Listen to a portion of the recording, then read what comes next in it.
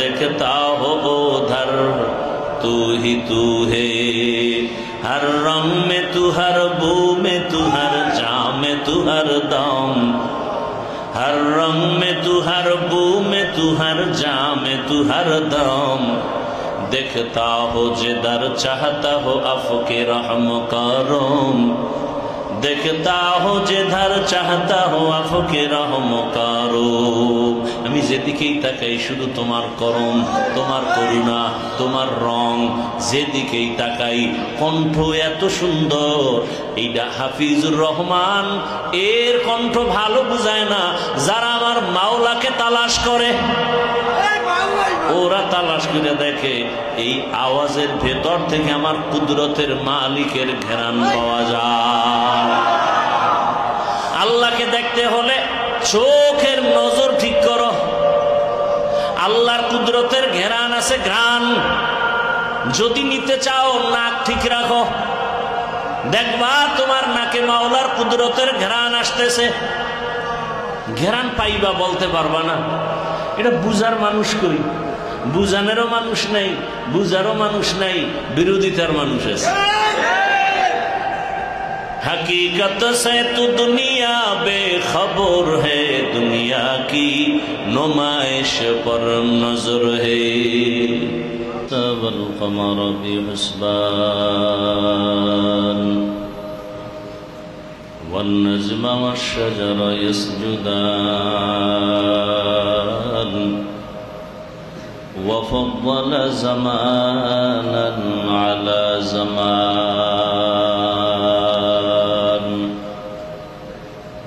كما فضل مكانا على مكان وإنسانا على إنسان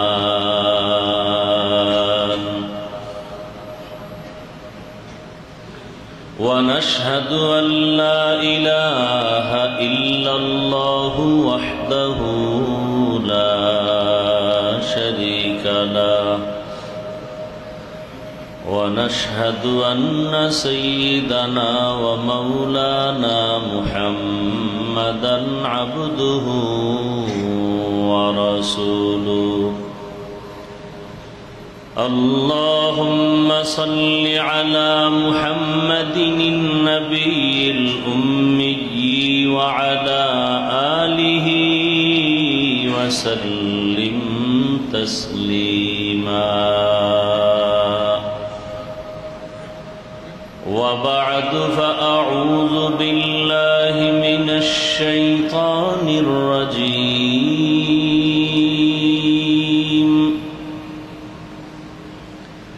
بسم الله الرحمن الرحيم يا أيها الذين آمنوا اتقوا الله وكونوا مع الصادقين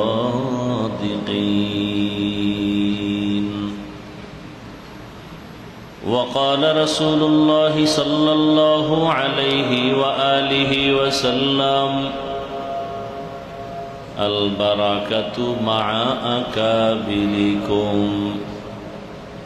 صدق الله مولانا العظيم وصدق رسوله النبي الأمي الكريم ونحن على ذلك من الشاهدين والشاكرين والذاكرين والحمد لله رب العالمين